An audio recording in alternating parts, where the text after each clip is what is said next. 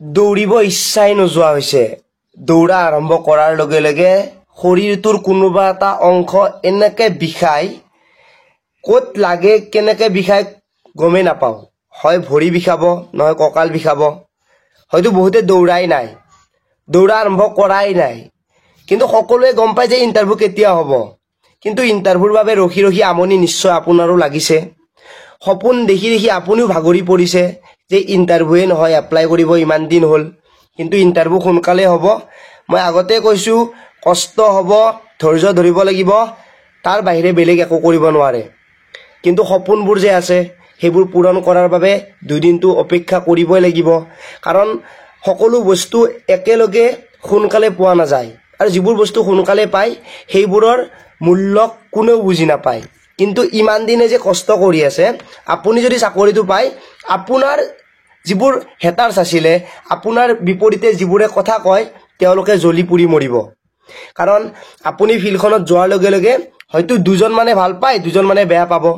আপুনি ৰানিং কৰা দেখিলে ক'ব যে এনেকুৱা তেনেকুৱা, আপোনাৰ কমি ওলাব। এইটো কাৰণতে কৈছোঁ, আপুনি বেলেগৰ এনচাৰ দি থাকি সময় নষ্ট কৰি থকাতকৈ আপুনি নিজৰ কামত গুৰুত্ব দিয়ক। আপোনাৰ সেই কামৰ এনচাৰে সকলোৱে পাই যাব। কেৱল আপোনাক কি লাগে? ছাকচেছ। আৰু এতিয়া যদি আপোনালোকে ৰেডি হোৱা নাই, তেতিয়াহ'লে পস্তাবই। আৰু এতিয়াও যদি আপোনালোকে উঠিব পৰা নাই বিচনাৰ পৰা, তেতিয়াহ'লে পিছত কি ক'ব? 1 ছেকেণ্ডৰ কাৰণে ফেইল কৰিলোঁ। ৰানিং কিন্তু সোনকালে হ'ব, ইণ্টাৰভিউ হ'ব গৈ আছে, এপ্লাই কৰি থৈছে, আপোনালোকে অলপতো অপেক্ষা কৰিবই লাগিব। সেই অপেক্ষাৰ কাৰণে যদি আপোনালোকে নিজকে সাজু কৰিছে তেতিয়াহ'লে ভাল কথা, আৰু যদি আপোনালোকে টাইম আছে বুলি ৰখি আছে, তেতিয়াহ'লে আপোনালোকৰ জীৱনত সকলোতকৈ মূল্যৱান সময়খিনি পাৰ হৈ গৈ আছে, যাৰ কাৰণে আপোনালোকে আৰু ঘূৰাই নাপাব। এতিয়া মই এটা কথাই ক'ম, যিখিনি ল'ৰা ছোৱালী AB, UB, কামাণ্ডো, APR বাবে এপ্লাই কৰিছে, আপোনাৰ হাতত আৰু বেছি সময় নাই। আপুনি কেৱল এতিয়া দৌৰিব লাগে, আপুনি কেৱল এতিয়া ফিল্ডখনক টাইম দিব লাগে। আপোনাৰ সেই টাইমখিনি আপোনাৰ লগত থকা বন্ধুকেইজনৰ লগত এনে খৰচ কৰি লাভ নাই, কাৰণ দুদিন পিছত সি ওপৰত থাকিব, তুমি তলত থাকিবা, আৰু নহ'লে আপোনাৰ সেই ষ্টেজটো, আপোনাৰ লেভেলটো নিমিলিব।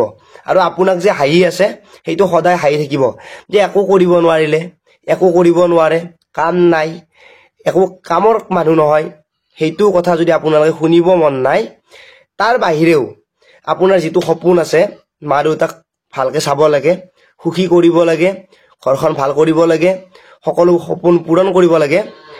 ইমান যে কষ্ট কৰি আছে, ইমান যে ডাঙৰ দীঘল কৰিলে, সিহঁতৰ সপোনখিনি পূৰণ কৰিব লাগে, তাৰ বাহিৰেতো একো নাই। সেইখিনিৰ পিছত যদি আপোনালোকে দৌৰিছে, তেতিয়াহ'লে আপোনালোকৰ সপোন পূৰণ হ'বই। আপোনালোকে দুদিনমান ধৈৰ্য ধৰক, কষ্ট হ'ব, সহ্য কৰক, গেৰাণ্টি আপোনালোকে ছাকচেছ পাব।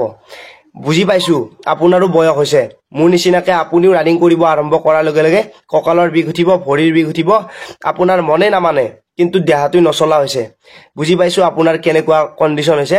সেই কণ্ডিশ্যনটোৰ কাৰণে আপোনালোকে আৰু দুদিনমান ধৈৰ্য ধৰক, নিশ্চয় সফলতা পাব, আৰু আপোনাৰ ঘৰখনে সুখী অনুভৱ কৰিব। আৰু মই বাৰে বাৰে এটা কথা কৈ আছোঁ, আপুনি যদি এদিন মিছ কৰিছে, তেতিয়াহ'লে আপোনাতকৈ 10,000 মানুহ ওপৰত গুচি গৈছে। আৰু এটা কথা মনত ৰাখিব, আপুনি যদি আজি বহি আছে, তেতিয়াহ'লে আপোনাৰ শত্ৰুৱে আৰু হাৰিব চান্স পাইছে।